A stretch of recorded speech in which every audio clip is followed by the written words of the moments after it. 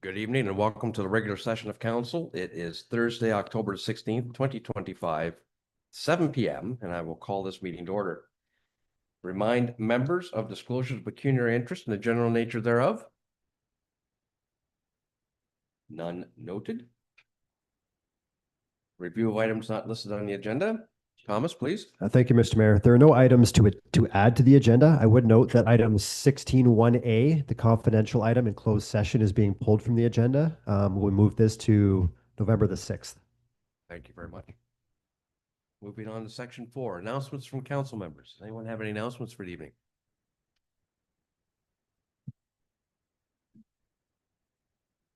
Well, I have an announcement specifically for John Selden in the gallery. Well, thank you very much. The Vienna Lodge Sunday breakfast is this Sunday, 8 to 1. All are welcome. We don't have any presentations this evening or delegations, which brings us to section 7, adoption of minutes of the previous meeting, which include the regular meeting of council held on October the 2nd, 2025, and the special meeting of council held on October the 9th, 2025.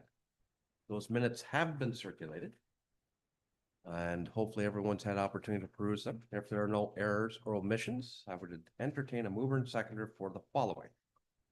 That the minutes of the regular meeting of council held October the 2nd, 2025, and the minutes of the special meeting of council held October the 9th, 2025 be approved as presented. Councillor Chilcott will move that. Councillor Froese will second. All in favor? That is carried. Thank you. Skipping down to section 11, physical services and emergency services. 11.2 reports to council.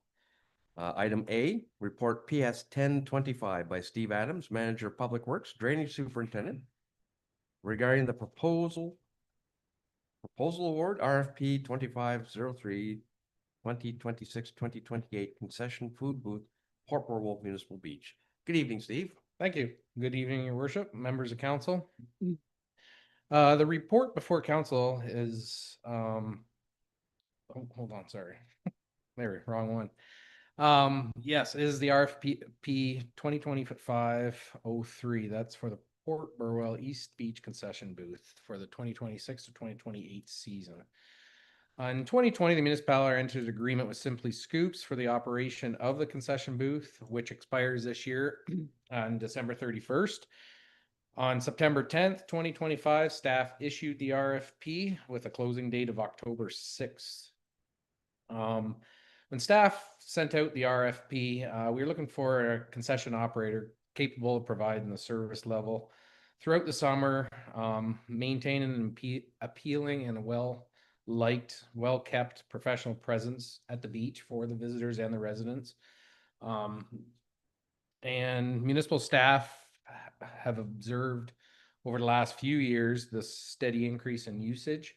However, we have also noticed, talking to the vendor and just municipal staff, the increase in residents and visitors bringing their own food. So there is this is across Ontario. This isn't just BAM. So there is a little bit of difference there.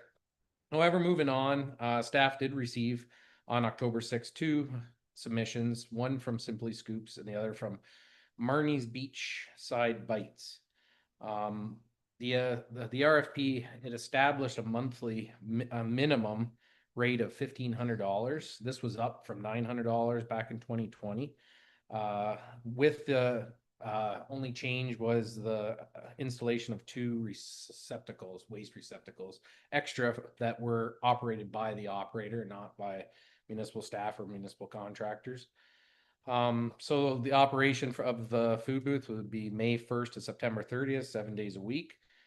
The proposal evaluating process for this was based on bid price, contractor experience, operational plan, equipment condition, and proposal compliance.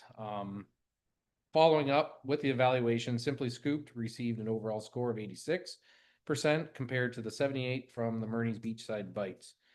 So the winning proposal from Simply Scoops was $2,300, and this represents a minor decrease of $3,500 a year, or for the season, sorry. So Simply Scoops, as you may know, they've operated since 2021 at the beach. Prior to that, they obviously had their store uptown or their ice cream shop uptown. We've had positive feedback, experience with municipal staff. It's been good. And staff would recommend moving forward with Simply Scoops for the 2026 to 2028 contract. If there's any questions, I'm happy to take them. All right, thank you very much for that report, Steve. Does anyone have any questions for Steve? Steve, the monthly rate, is that constant over the period of the contract, or is it increased? No, that's for the period. That is a good question. There's no inflation on that. It's straight 2,300. Just to add to that, that is based on, we do provide hydro and water and sanitary, I guess, for the trailers.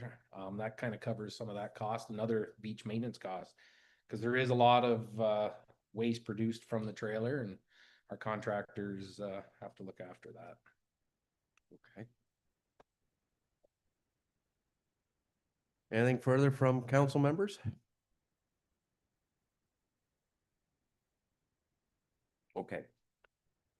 We have a proposed motion that reads a report PS 1025 regarding proposal award RFP 2503 to 2026-2028 concession food booth, Port Burwell Municipal Beach, be received for information. And that staff be directed to bring forward a bylaw to enter into an agreement with 504626, excuse me.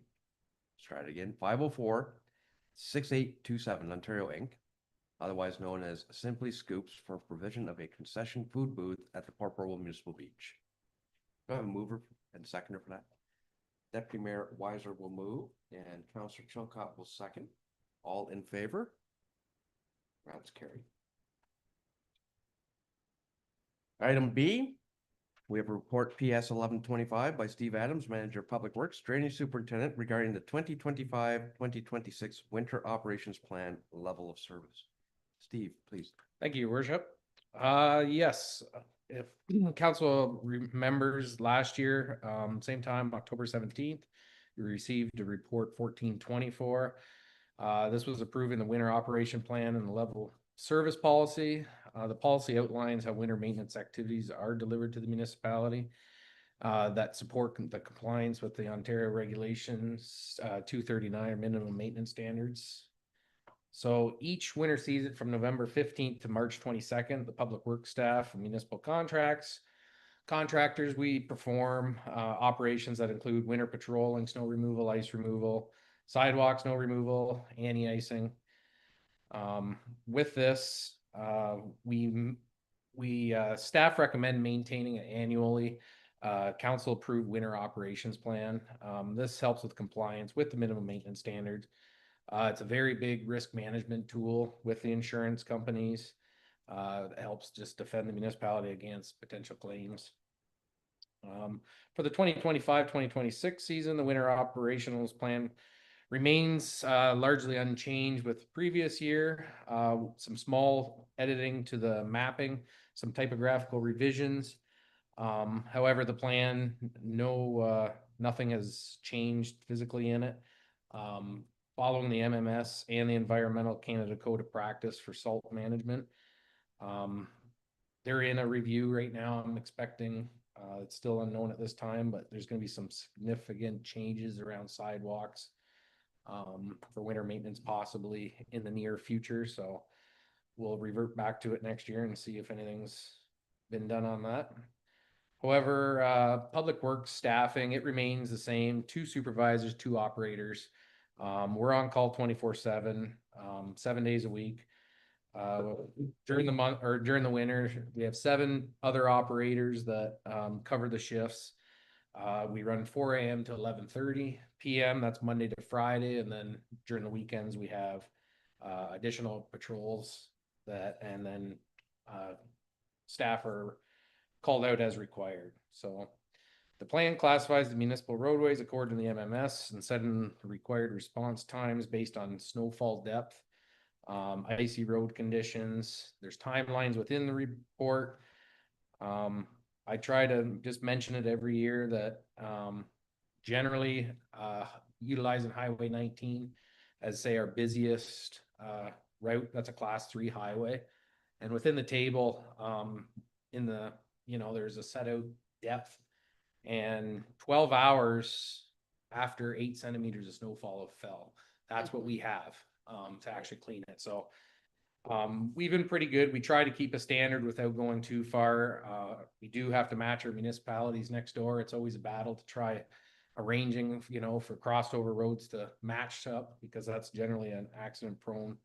So staff try to work with the neighboring municipalities, and it doesn't work most of the time, but it is something that we have to strive for. So with that, if there's any questions on the operation plan or the report, happy to help. Thank you for the report, Steve. Does anyone have any questions?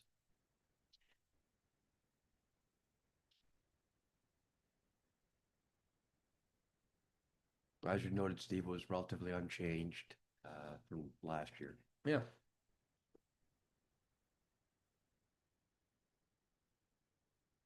Okay, seeing no questions, we have a motion that reads a report PS 1125 regarding the winter operations plan level of service we received for information. And that the Council of the Corporation Municipality of Bayham approve the Municipality of Bayham Winter Operations Plan level of service policy and associated mapping as attached here too. I'll move and second for that. Councillor Froese and Deputy Mayor Weiser will second that. All in favor? That's carried. Thank you. Section 12, Development Services, Sustainability and Conservation. 12.1 correspondence, 12.1.1 to receive for information, 2 items. Item A, notice of passing regarding ZBA 1225 Koblenz. And item B, notice of passing regarding ZBA 2125 Municipality of Bayham. Any questions regarding these 2 items for information? If not, then I'll take a mover and seconder for the following, that items 12.1.1 and B be received for information. Councillor Froese will move. Councillor Chilcott will second. All in favor? And that's carried. 12.2, reports to council. Item A, report DR 1025 by Steve Adams, Manager of Public Works, Drainage Superintendent, regarding quotation award the Greywall Drain Extension. Steve, please. Thank you, Your Worship. Yes, this is following the final reading of provisional bylaw 2025-46 on June 19th, 2025. The quotation forms were prepared by Spreets Associated with the estimated construction cost of $46,000 plus HST, which was outlined in the engineer's report 223284. Quotations closed on October 6th of this year, and 2 submissions were received, one by Froese Excavating and one by PBR Excavating. Both submissions included the bid bonds. The lowest quotation was PBR Excavating, which was well below the engineer cost. And as per section 59 of the Drainage Act, this allows for acceptance as it did not exceed the 133% over the cost, or 133% of the cost. All construction costs, engineer plans are funded by the original petitioner. And just to clarify, this is the drain off of Sandytown for the Sandytown subdivision. It's an extension. It runs down Stewart Road and crosses Stewart to the north into private landowners. So this is to, as part of the conditions for the subdivision, to get this built. Other than that, staff did discuss the low bid with the contractor, the winning contractor, to make sure the bid was accurate, as it was quite a bit lower than the contracted cost. They confirmed with me that it was their bid and they would start as soon as possible, just trying to beat the weather. So yes, I did have a little bit of concern with the difference in price. It came down to labor force, and this particular contractor had a time window that he wanted his guys working, so he bid a very aggressive bid, hoping just to keep the workflow for his labor, or for the labor force. So staff recommend moving forward with the Greywall Drain extension for the recommend PBR excavating for the amount of 25,156.49 plus HST. Any questions? I'm here to help. Thank you for that report, Steve. Any questions?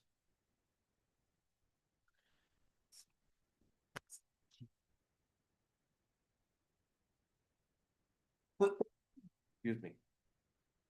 All right, seeing none. We have a motion that reads that report DR 1025 regarding the Gray Wall Drain Extension Award contract be received for information. And that the council of the corporation and municipality of Bayham accept the tender for the Gray Wall Drain Extension as submitted by PBR Excavating Inc. in the amount of $25,156.49 plus HST, with work to commence on or before October 20th, 2025, and be completed on or before October 24th, 2025. And that a bylaw to authorize the execution of contract documents with PBR Excavating Inc. be presented to council for enactment. Mover and seconder, please. Councillor Froese will move. Deputy Mayor Weisler will second. All in favor? That is carried. You get all the reports tonight, Steve. Item B, report DR 1125 by Steve Adams, Manager of Public Works, Drainage Superintendent, regarding the 2025 third quarter drainage report. Thank you. Yes, this is report provides council with a third quarter report on drainage activities within the municipality. This again, similar to the second, it was a very quiet summer. It's not ideal time, unfortunately, to get into fields to fix and maintain drains. Saying that it's been quiet so far. I'm expecting to hear lots from farmers in the next coming weeks. However, just a brief on some of the items that were still ongoing for council's information. So the Peters Drain Extension in Corinth, that we were holding a security holdback. That time has lapsed. The holdback has been given back. Everything's good with that drain. I followed up with a Van Quatham extension. That is an Eden drain that was filed in 2023. They have pretty much now just told me to put this on hold. They want to keep it, but there's some plans coming down the road. It's not moving. So I've advised Spreets as well that we're just going to keep it because there's a lot of planning in the area. So the Vienna Ridge subdivision, this one was completed. And we have a holdback on that at the moment. The south, the 1128 Properties Inc. This petition was also 2023. Again, this is similar to the north.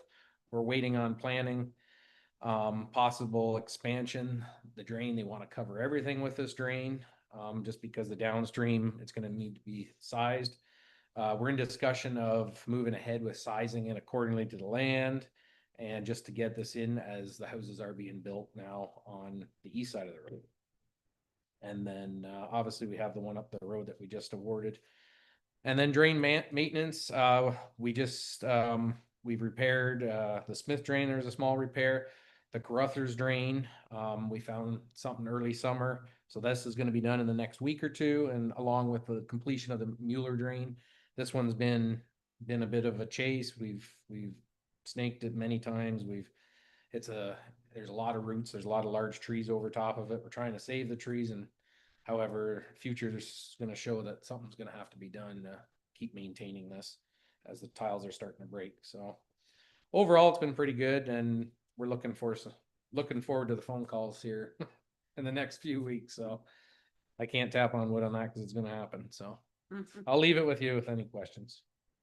Thank you for that report. Any questions for Mr. Adams on the drainage report? Councillor Froese. Thank you through you, Mr. Mayor. Steve, I think it better start raining if you want your phone to ring. Good point. Good observation. Yeah. Yes. All right, seeing no other questions, then the motion reads that report DR 1125 regarding the 2025 third quarter drainage report be received for information. Mover and seconder, please. Councillor Froese, Councillor Chilcott. All in favor? That's carried. Thank you. Item C, report DS 4225 by Scott Sutherland, CBO, regarding the 2025 third quarter building report. Good evening, Scott. Thank you. Good evening, Mayor and Council. Tonight I have the 2025 Q3 building permit activity report. As you can see in the chart, both total number of permits and permit fee values for Q3 were down from the Q3 of 2024, although generally consistent and even up slightly from 2023. As noted, there was one building permit issued for a dwelling unit in Q3 of this year, which is 17 fewer than 2024 and 4 fewer than 2023. With that said, the 2025 operating budget projection will likely not be met as we currently anticipate a revenue shortfall of around $100,000.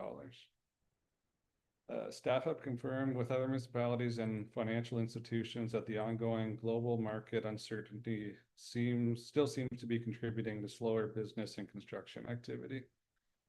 Although this is not the best news as of right now, we are still hopeful for an increase in construction activity once global market values level out. Global market levels out as there are several subdivisions in the planning and preparation stages. If you have any questions, I'd be happy to answer it. All right, well, thank you very much for that report, Scott. Does anyone have any questions for the CBO? Again, I think you're absolutely correct because of the state of the national economy, the local economy. Just there's been a general slowdown within the trades. Yeah. Okay. The motion reads that staff report DS 4225 regarding third quarter report be received for information. Mover and seconder. Deputy Mayor Weiser, Councillor Chilcott. All in favor? That is carried. Thank you, Scott.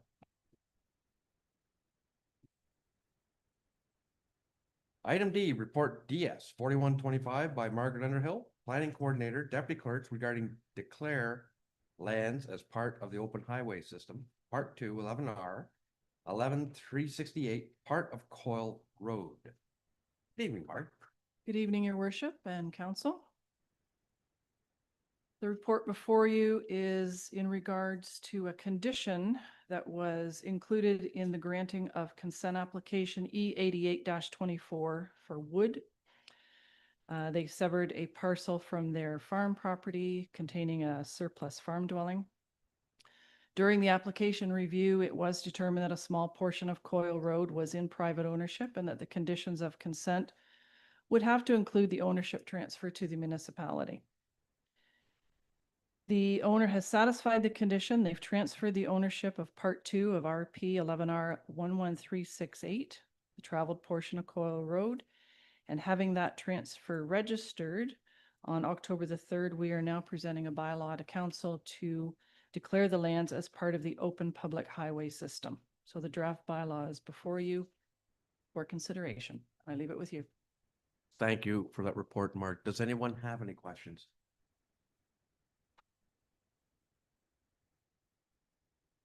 Seeing none, we have a motion that reads that report DS 4125 regarding declaring of lands as part of the open public highway system, part of Coyle Road, be received.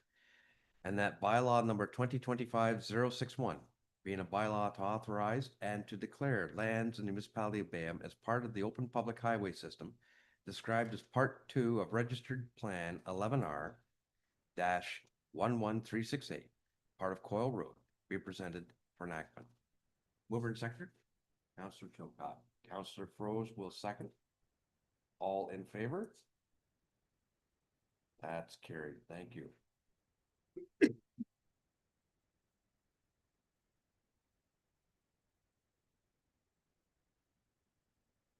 As presented. Yes. Item E, report DS 4325 by Margaret Underhill, Planning Coordinator, Deputy Clerk regarding draft plan of subdivision application 34T BA 2501 Countryside Communities Inc. This was quite an enjoyable read. A long read. Yes. Well, through your worship to council, the report before you is to consider the draft plan of subdivision application from Countryside Communities, Inc. They have applied to develop a plan of subdivision in Vienna on the north side of Chestnut Street. Municipalities are not required to hold a public meeting for draft plans of subdivision. However, we did hold a public meeting on Thursday, July 17th for the related zoning bylaw amendment application, ZBA-14/25. And we had the appointed agent on behalf of Countryside Communities as the one attendee making an oral presentation to council. He summarized the application and noting that himself and the applicants were present then for any questions. So at this time, we're looking at the purpose and effect of the draft plan of subdivision will be to divide the subject parcel into 4 semi-detached residential lots. Ultimately, it's 8 dwelling units and also 8 single detached residential lots with 1 new internal street. The 4 lots will be accessed by Chestnut Street, an existing local road, and the additional 8 will be accessed by an internal street, now called Street A until a formal name is determined, and that is to be constructed. The residential lots will all be serviced with municipal sanitary sewage disposal system, municipal water, and municipal storm sewer services. So combination of draft plan of subdivision conditions and zoning, the purpose of the zoning bylaw amendment related to this is to rezone the property from Village Residential 1 R1H2 to a site-specific Village Residential R1-24H2. To permit the development of the 8 single detached and 8 semi-detached residential dwelling units on the subject property as part of the draft plan of subdivision. The provisions for the zoning is listed in the report. There's several of them. They're explained as for their purpose. The effect of the zoning bylaw will permit these 8 single detached and 8 semi-detached dwellings on the property. And it will retain the holding H2 provision until such time as they enter into a subdivision agreement. The Arcadis Group memorandum dated October the 9th is attached to the report for your review. It analyzes the proposal against the Planning Act, the PPS, the Elgin County Official Plan, BAM's Official Plan, and zoning bylaw. The memorandum also includes public and agency comments with responses. So correspondence came in from Long Point Region Conservation Authority, and they determined it is outside the regulated area and have no comments or concerns. Southwestern Public Health comments are attached to the report, and they're discussed in the planner's memorandum. There were several reports submitted with the subdivision application, and they were a planning justification report, servicing and stormwater management feasibility study, a geotechnical investigation, and a stage 1 and 2 archaeological assessment, a tree preservation and inventory plan, and all the reports were reviewed by staff and qualified peer reviewers as appropriate. So subject to the approval of the zoning bylaw amendment, staff and planner do support the draft plan of subdivision to divide the lands into the 8 single detached and the 4 semi-detached residential lots, provided the recommended conditions are included in the approval authority's decision and fulfilled by the applicant in the draft plan of subdivision agreement between the owner developer and the municipality of BAM. And the recommendation is before you containing the conditions, and I leave it with you for any questions and consideration. Thank you, Mark. There are a number of conditions. Does anyone have any questions regarding this application?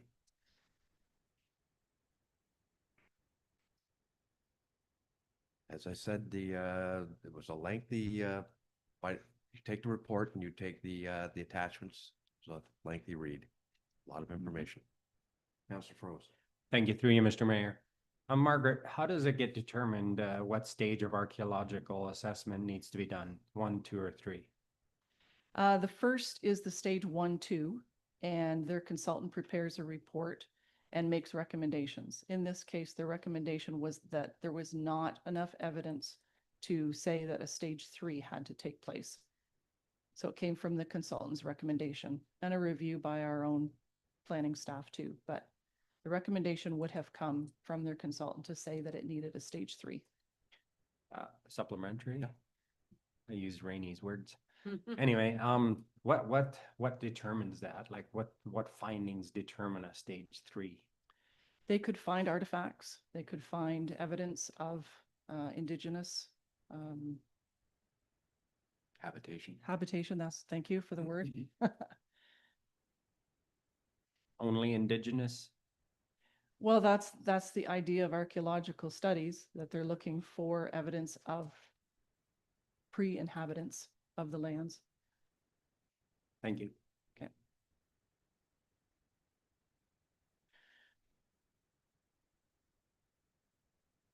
If I can build on your question, just to fill it out or round it out a little more. Is this a supplementary? Well, this is my first. This is my first. Mark, building on Councilor Froze's question, typically, on a development agreement or something like this, it would be the developer's consultant that recommends what level of archaeological assessment needs to be taken. That's correct. Okay, so Mhm. it's not us. No, that was their consultant. Thank you. Yes, would make that recommendation in their stage 1, 2 report. They would Right. include that. Okay, thank you for that. Yeah. Okay. Anyone else? Hmm? Who gets to read it? I nominate the deputy mayor just to read the recommendations. As presented. As presented. They were. All right, if there are no further questions, I would seek a mover and seconder for the motion as presented. Councilor Froze was quick to move that. Councilor Chilcott will second that. All in favor? Carried. Thank you very much. Thank you.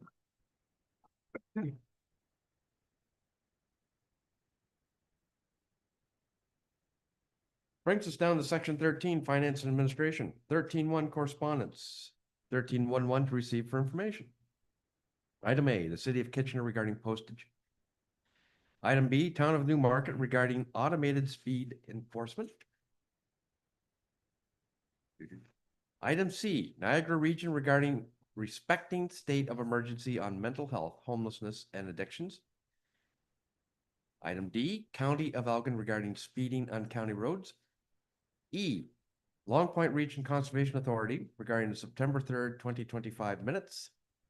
F, the Elgin OPP Detachment Board for the June 25th, 2025 minutes. G, the Elgin OPP Detachment Board regarding the September 16th, 2025 minutes. And item H, the St. Thomas Elgin Social Services regarding the community living concludes 20+ years leading early on programs. Does anyone have any item they wish to bring attention to, speak to? Councillor Chilcott. Thank you. I would like that we support the speeding. Sorry. I lost it again. Item B, Item B, thank you. you don't want to support speeding, but you'd like to support. Right, I want to support doing something to prevent it. All right. Any other items that anyone wants to talk about?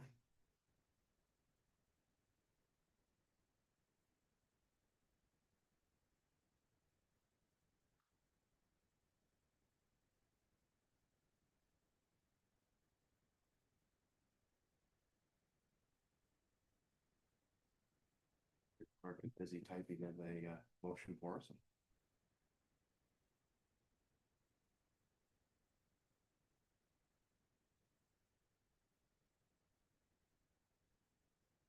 You have something for us, Megan?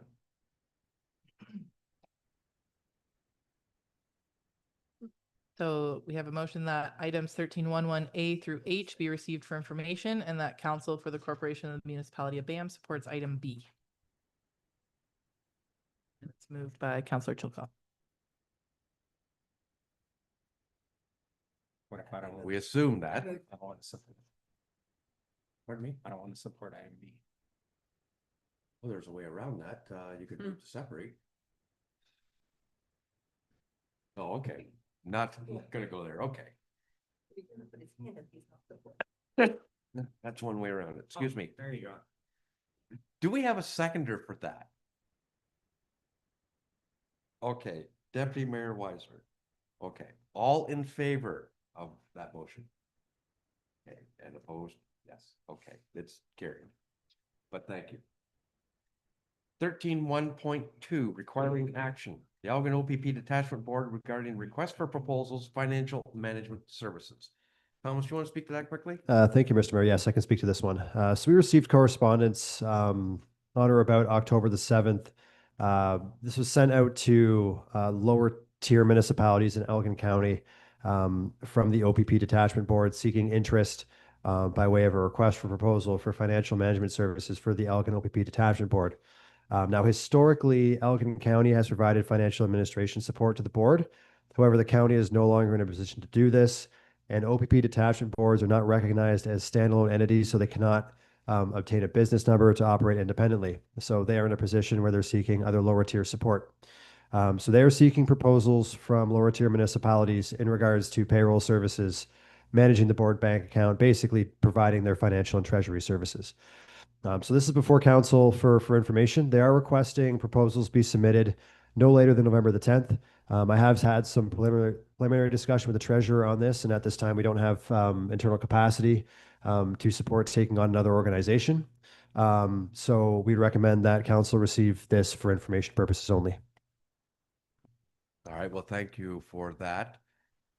Does anyone have any questions for staff? And that was going to be my question, whether we had capacity to lend a hand here. Okay. Does anyone have any concerns? Thomas's basically requesting expressions of interest, and if by not responding with a, you don't need to inform them that we're not interested. We don't need to inform them that we're not interested. Madam Clerk. Yeah. Thank you for your advice. All right, we have a motion then, if there are no questions, that says that the correspondence from the Elgin OPP Detachment Board regarding requests for proposals, financial management services be received for information. We have a mover and seconder for that. Councillor Froese will move. Councillor Chilcott will second. All in favor? That's carried. Thank you. 13.2. Report TR 1825 by Lauren James, Treasurer, regarding the 2025 Q3 variance report. James, Lauren, please. James. Good evening to your worship, members of council. Before you is our 2025 Q3 report. A little thicker than our last Q2 report. Our operating and our capital budgets are in line based on our position at 3/4 in. Couple new things to note for this quarter. Our collections had noticeably improved, our tax collections noticeably improved in Q2 and Q3. However, there is a little bit of weakness in what we consider current arrears, so that's 30 to 90 days. So there's weakness both in our tax arrears and our water and wastewater arrears. And unfortunately, that is a function of the current economy where there is the short-term pain for people that are going bill to bill. It is evident in some of the rates and fees and some of the other sundry fees that are down this quarter. So there is some weakness there. Just for council's illustrative purposes, if we wanted to issue any new debt outside of Infrastructure Ontario, our current prescribed rate we could get from Royal Bank for operating line would be 4.45, and on a 10-year, 25-year amortization, 5.5. Council's aware that last week you guys had a report for this community center, the SCC. Here is the current Infrastructure Ontario rates as of today. A 5-year is 3.1, 10-year 3.64, 20-year 4.35, and a 30-year, which is the max that Infrastructure Ontario can do, 4.64. Council also is aware that in March of this past year, all our investments, our GICs, matured to line with Project Ojibwe's debt retirement. At that time, it was more prudent to maintain cash in our operating account versus renewing GICs at a much prescribed lower rate. As of today, our investments, if we potentially went out to GIC yields, would be 2.5 to 2.62, whereas our current cash on demand account is yielding 2.49. So again, nothing to move on that position. And at this time, staff are looking direction from council on a budget tax levy target for the 2026 budget. And just so council is aware, the 2026 to 2035 capital budget was posted this afternoon with the staff report. So if any of the residents would like to engage and read it, more than welcome. or if they'd like to see the treasurer and have discussions about the budget, they're more than welcome to call the office or come in and have an appointment. The reports before council. If we want to talk about any specific items in both operating and capital, we could do that after there's any points in the discussion of the body report. And I'm sorry if my voice is a little bit softer tonight. You're just matching the rest of us. Rhinovirus. Seasonality of weather. Could be. So you're proposing that we go through the body of the report if we have any questions regarding the appendices to deal with them after? That's correct, your worship. All right. All right. Let's put the question out first. Are there any concerns or does anyone have any questions on the body of the report? Let's discussion on the proposed upper tax rate for a moment. We're going to get into that in just a minute. Anything in the report that you want to talk about or anything besides the tax rate? Yeah, I'm just trying to break it out so simple. That's all. And if there isn't anything that anybody wants to talk about, then let's talk about a target for staff. What is council interested for establishing as the tax rate target, upper level? Tax levy. Now you're talking budget. That's not the way I'd read that. Okay, so you want to talk tax, the budget levy, which is different than the tax rate. Yes, all right.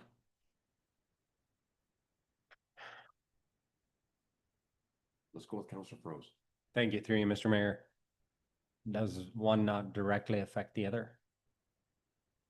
Through your worship to Councilor Froese, the levy is the number that needed to sustain the operating capital budgets.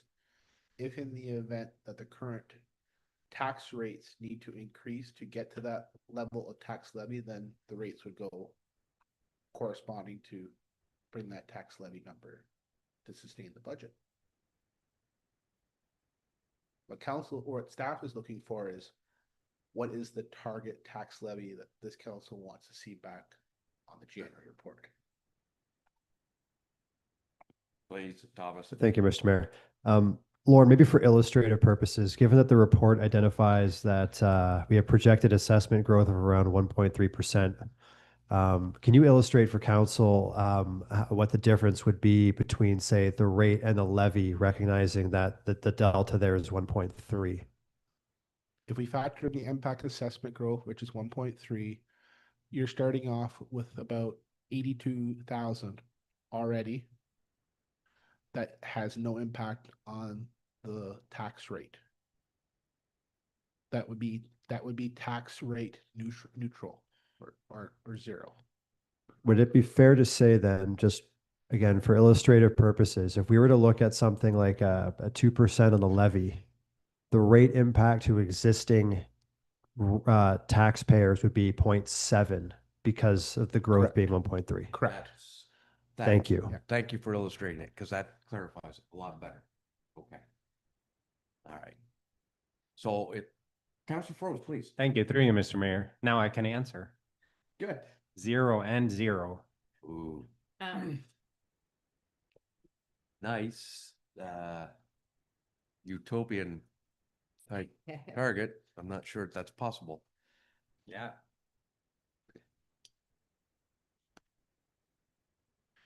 Your worship, if that's council's direction, then staff would bring back the report with a service level and options for council to consider. That would mean that we would be reducing the current service level from the 2025 budget. And factoring in right now that we have a 7.7% capital budget increase of 25 to 26 in the budget that was presented today on the capital tax levy side, we would have items that we would have to either remove in the capital budget on top of non-discretionary operational items that would have to be on the floor. So if that's council's direction, staff can prepare that budget. Yep, they can. I'm looking at the CPI index, you're estimated at 1.9%. That's as of October. That's the current trailing. The current trailer.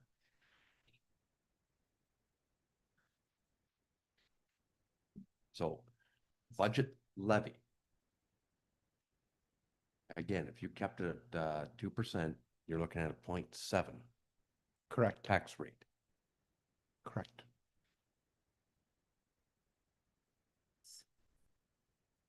Okay. Just illustrating it out there. I have been around different councils that have set budget levies below the CPI, only to learn that you have to pay for it someday. You understand what I'm trying to say? All right. Councillor Chilcott. Just wondering, what that 0.7 would look like per resident. Per house. Yeah, per household. More crunch numbers. 200, the average $250,000. We need to start using $100,000 as our number.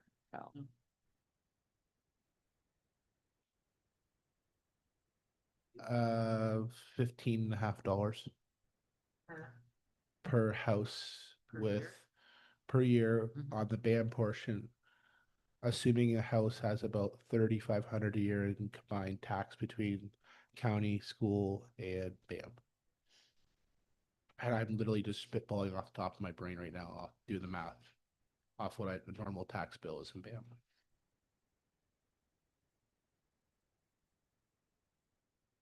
Of course, realizing that this is spitballing, all we're saying is give us the upper level budget levy.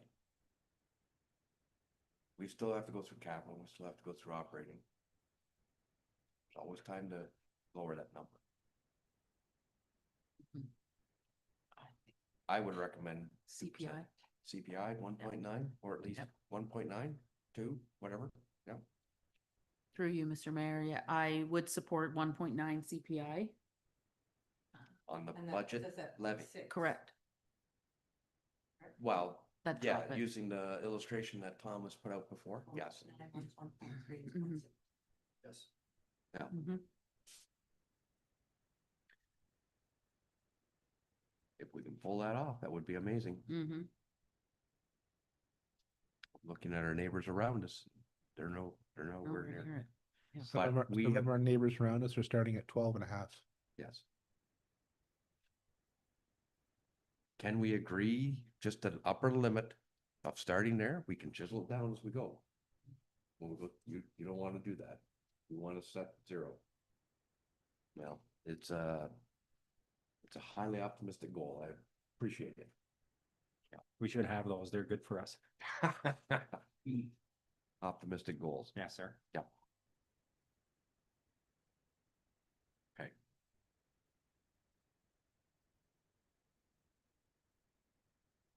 Yeah, Deputy Mayor. Yes, thank you through you, Mr. Mayor. I love optimistic goals, but I also don't want to see a decrease in our level of service. So I'd be willing to put a motion forward for 1.9 Budget levy. budget levy. Yes. So assuming we went with 1.9, could you do a report of what we would have to take off in order to get to 0? I think absolutely. But what we're trying to do is establish the The upper goal. level. Well, the goal is 0. Well, Mhm. But it's it always, may not but be possible. So in order that- to get, if we went with 1.9 and had a list of things that would bring it back down to 0, should we decide we want to continue, we need to know what we're losing in order to make a decision. Thomas, please. Thank you, Mr. Mayor. Maybe it helps for illustrative purposes rather than identifying specific items, if I could put a dollar figure to it. So if you've got 1.9% of the levy, and assuming growth does come in at 1.3 as projected, you're looking at an impact of 0.6% to existing tax users. And if the intent is to have the impact to existing taxpayers be 0, you'd have to shave $42,000 off of your capital or operating levy to shave 0.6% to get you down to zero on the rate. That still means you're 1.3% on the levy, but that levy is fully funded by growth. So the number is $42,000 at minimum. And factoring in that you're gonna have year-over-year inflation that'll be greater than that number in operating, which means there'll have to be some operational discussion on the service level, no matter what. On either a 1.9, 1.3, or a 0.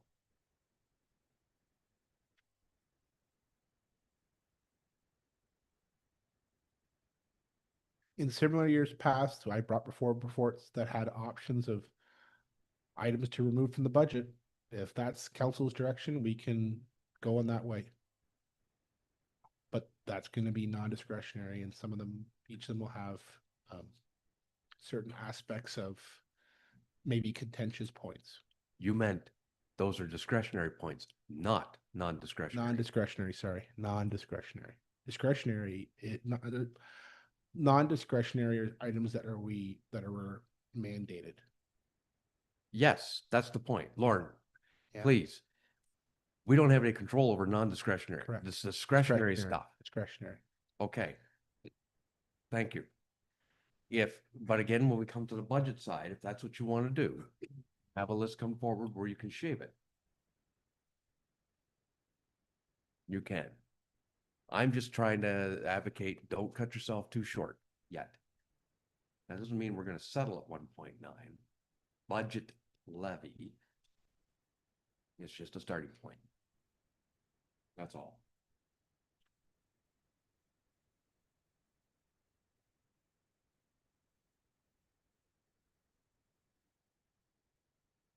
People are thinking. Yeah, just doing more math. Does council have any questions about the operating or capital Q3? Don't confuse them. I know, but we never, Yeah, we haven't gone through the appendix yet, so I'm just saying. and I think we should. But I just thought we'd settle that question. Unless you're not ready to settle that question, if we can go through the appendices if you'd like.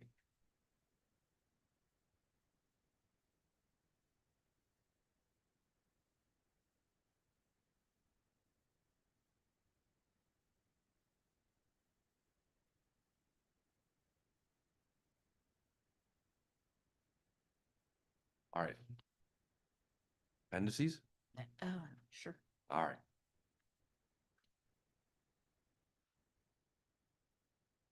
Anything on the operating revenue and expense variance that you wish to bring to our attention, Lauren? Just a couple items to note. Mhm. Year-over-year tax increase of new growth, 1%.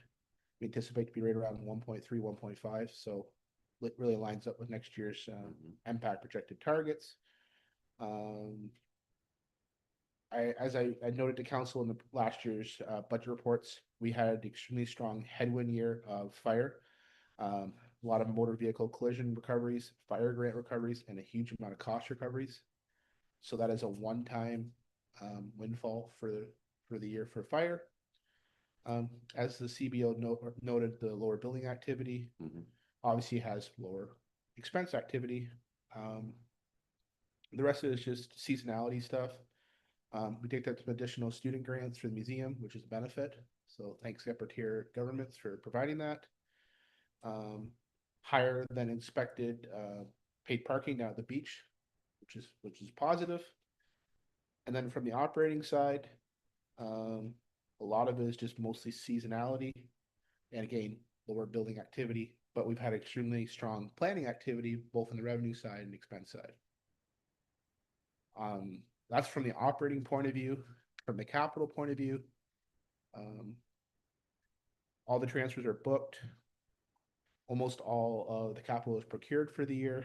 A few road projects still are ongoing. Tunnel line culvert removal has been put on hold, so that money will be reserved at year end. Outside of that, there is a couple projects noted and a couple projects that were not in the capital budget that council approved in the year or carryover from 24. Other than that, it's pretty consistent year. No projects that have had cost overruns. And effectively, we've achieved everything we can. Steve will come back with a report outlining next steps on the tunnel line culvert removal. Mhm. Other than that, that's it from the capital point of view. So again, positive. And we are projecting a surplus at year end, so something very positive. We don't have that number exactly yet, but you know, first 9 months look really good. Just to clarify things for those who may be watching at home, Lauren, make a comment on the SCBA replacement versus the SCBA purchase. So originally they were reserve transfers. The fire chief brought a report forward to do all the procurement and this year. So the reserve transfers as well as the reserve was utilized through the SCBA purchase of 368,213. And that originally was a 25, 26, 27, 28 capital. It is not on the current 26 to 35 capital because it's already been front loaded. Hmm. And that effectively achieved savings. Thank you. That's why I wanted you to highlight it. Thank you.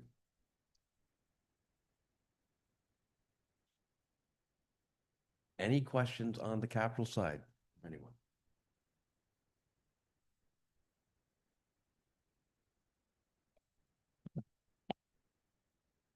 Yeah, Deputy Mayor.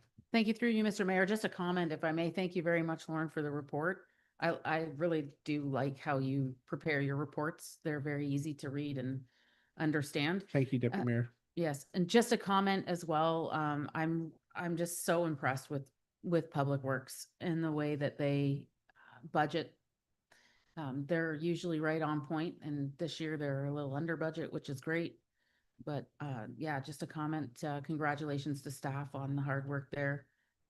So I'm looking forward to that report at the end of the year. Thank you. Just to note that to Deputy Mayor, when we do the 10-year capital, Public Works with Steve Adams and Ed Rolson do a really good job on the 1 to 3 years, to making sure it's within current bidding, tendering or costings.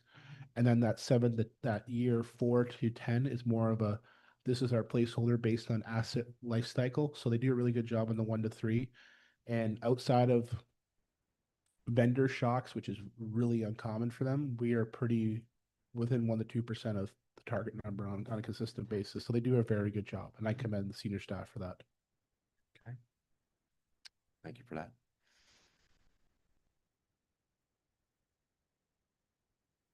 Okay, that brings us back to your preliminary budget ceiling number.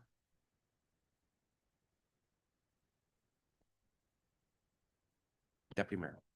Yes, thank you through you, Mr. Mayor. I will go back to my original recommendation, and I would move 1.9%.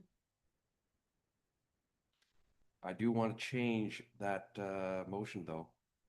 It says council provide any direction to staff regards to a preliminary tax levy increase. I would prefer budget in that.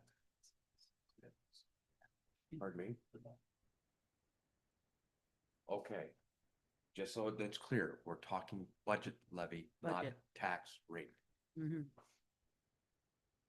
I don't want any Budget. confusion out there. Thank you, Megan. Appreciate that.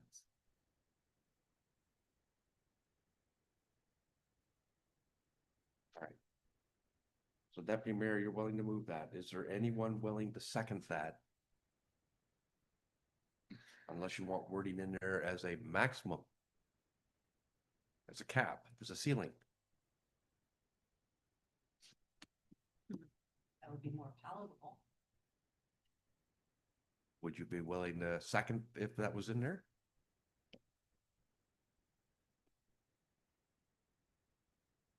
And would it be up to the deputy mayor if she'd be willing to accept that? Through you, Mr. Mayor, we could amend that. I have real, if we're looking at anything less than that, then we're gonna have to shave. Respectfully, you're probably going to have a little bit of shaving at 1.9. At one, yeah. Okay. But if council wants to set 1.9 and have options in the body of the operating report, we can do it. We've done it before in the past. Do you want to Thomas. Thank you, Mr. Mayor. Just maybe a point of clarification, whether or not we put the word maximum in there, if council gives us a 1.9 target, we're going to give you 1.9, and then council will have to choose whether that's acceptable or we're shaving from there. That's semantics. Right. So, Okay. so you're looking at 1.9 Target. target, no, 1.9. And you're going to add items in that we can take off to reduce that 1.9 if needed. We're going to create a list Yes, for you of discretionary spending that we can remove. Right. To bring it down. options. Correct. Then I would go with that. That acceptable? They get you closer to your goal. Oh. Okay. All right. I have a mover. Deputy Mayor moves, seconded by Councilor Chilcott to report TR 1825 regarding the 2025 Q3 variance report be received for information. And that be a better wording, and that staff. Yeah, please read it. So in that staff be directed to present a 2026 preliminary budget levy increase of 1.9% with a list of discretionary options for removal for further levy decrease. That's still acceptable? Deputy Mayor and Councilor Chilcott?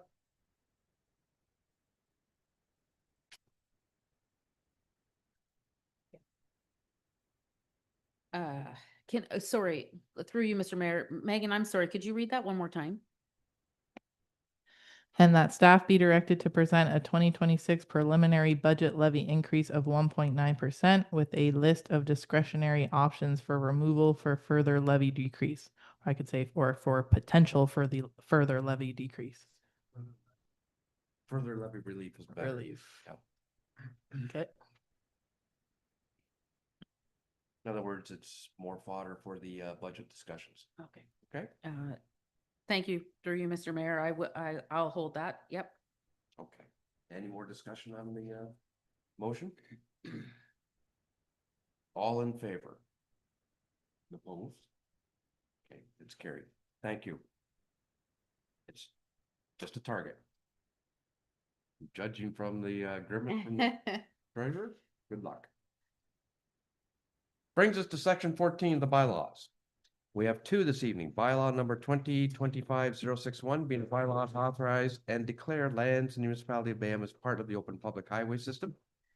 And bylaw number Z817-2025 being a bylaw to amend bylaw number Z456-2003 Countryside Communities, Inc. Anyone have any questions regarding the bylaws? If not, I need a mover and seconder that bylaws number 2025-061 and Z817-2025 be read a first, second, and third time and finally passed. Councillor Froese will move. Councillor Chilcott will second. All in favor?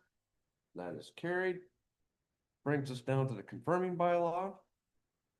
Mover and seconder that confirming bylaw number 2025-062 be read a first, second, and third time and finally passed. Deputy Mayor Weisler, Councillor Chilcott will second. All in favor? And brings us to the adjournment motion that council meeting be adjourned at 8:03 p.m. Councillor Froese and Councillor Chilcott. All in favor? That is carried. Thank you very much for joining us this evening and good discussions. See you next time.